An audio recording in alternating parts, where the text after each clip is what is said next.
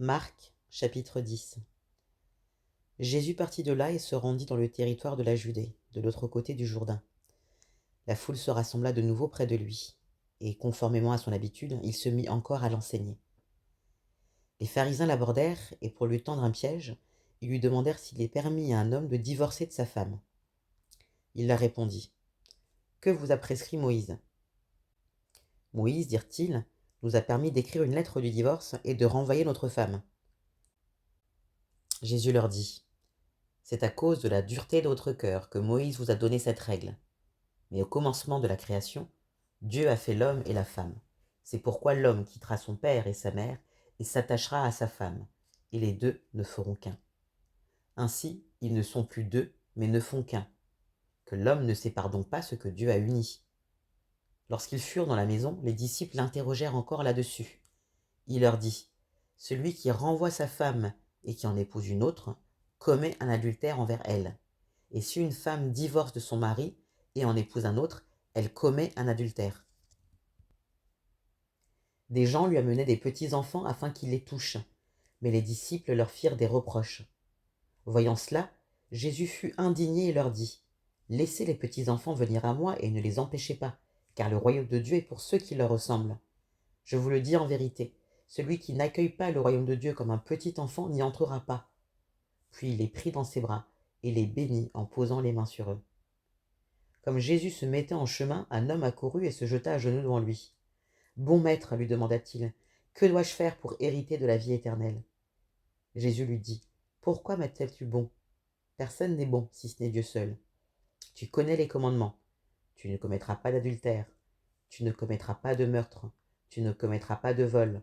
Tu ne porteras pas de faux témoignages. Tu ne feras pas de tort à personne. Honore ton père et ta mère. » Il lui répondit : « Maître, j'ai respecté tous ces commandements dès ma jeunesse. » L'ayant regardé, Jésus l'aima, et il lui dit : « Il te manque une chose. Va vendre tout ce que tu as, donne-le aux pauvres, et tu auras un trésor dans le ciel. Puis viens, charge-toi de la croix et suis-moi. » Mais l'homme s'assombrit à cette parole et s'en alla tout triste, car il avait de grands biens. Regardant autour de lui, Jésus dit à ses disciples : « Qu'il est difficile à ceux qui ont des richesses d'entrer dans le royaume de Dieu. » Les disciples furent effrayés de ce que Jésus parlait ainsi. Il reprit : « Mes enfants, qu'il est difficile à ceux qui se confient dans les richesses d'entrer dans le royaume de Dieu. Il est plus facile à un chameau de passer par un trou d'aiguille qu'à un riche d'entrer dans le royaume de Dieu. » Les disciples furent encore plus étonnés et se dirent les uns aux autres : « Qui donc peut être sauvé ? » Jésus les regarda et dit : « Aux hommes cela est impossible, mais non à Dieu, car tout est possible à Dieu. » Alors Pierre lui dit : « Nous avons tout quitté, et nous t'avons suivi. » Jésus répondit : « Je vous le dis en vérité, personne n'aura quitté à cause de moi, et à cause de la bonne nouvelle, sa maison, ou ses frères, ses sœurs, sa mère, son père, sa femme, ses enfants ou ses terres, sans recevoir au centuple, dans le temps présent, des maisons, des frères, des sœurs, des mères, des enfants et des terres, avec des persécutions, et dans le monde à venir la vie éternelle. Bien des premiers seront les derniers, et bien des derniers seront les premiers. »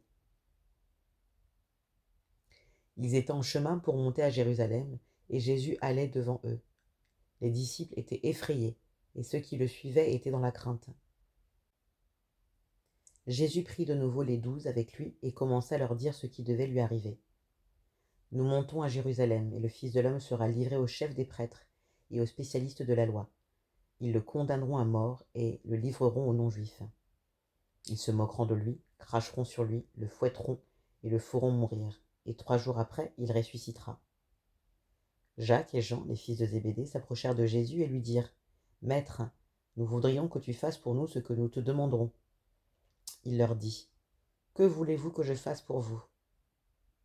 Accorde-nous, lui dirent-ils, d'être assis l'un à ta droite et l'autre à ta gauche, quand tu seras dans ta gloire. » Jésus leur répondit : « Vous ne savez pas ce que vous demandez. Pouvez-vous boire la coupe que je vais boire ou être baptisé du baptême dont je vais être baptisé ? » Nous le pouvons, dirent-ils. Jésus leur répondit : « Vous boirez en effet la coupe que je vais boire, et vous serez baptisés du baptême dont je vais être baptisé. Mais quant à être assis à ma droite ou à ma gauche, cela ne dépend pas de moi, Il ne sera donné qu'à ceux pour qui cela est préparé. » Après avoir entendu cela, les 10 autres commencèrent à s'indigner contre Jacques et Jean. Jésus les appela et leur dit : « Vous savez que ceux que l'on considère comme les chefs des nations dominent sur elles, et que leurs grands les tiennent sous leur pouvoir. Ce n'est pas le cas au milieu de vous. Mais si quelqu'un veut être grand parmi vous, il sera votre serviteur. Et si quelqu'un veut être le premier parmi vous, qu'il soit l'esclave de tous. En effet, le Fils de l'homme est venu non pour être servi, mais pour servir, et donner sa vie en rançon pour beaucoup. » Ils arrivèrent à Jéricho. Lorsque Jésus sortit de la ville avec ses disciples et une assez grande foule, Bartimée, le fils aveugle de Timée, était assis en train de mendier au bord du chemin. Il entendit que c'était Jésus de Nazareth et se mit à crier : « Fils de David, Jésus, aie pitié de moi !» Beaucoup le reprenaient pour le faire taire, mais il criait beaucoup plus fort : « Fils de David, aie pitié de moi !»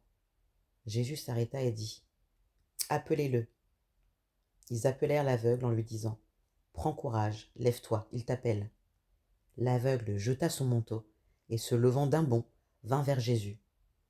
Jésus prit la parole et lui dit : « Que veux-tu que je fasse pour toi ? » ?»« Mon maître, lui répondit l'aveugle, que je retrouve la vue. » Jésus lui dit : « Vas-y, ta foi t'a sauvé. » Aussitôt, il retrouva la vue et il suivit Jésus sur le chemin.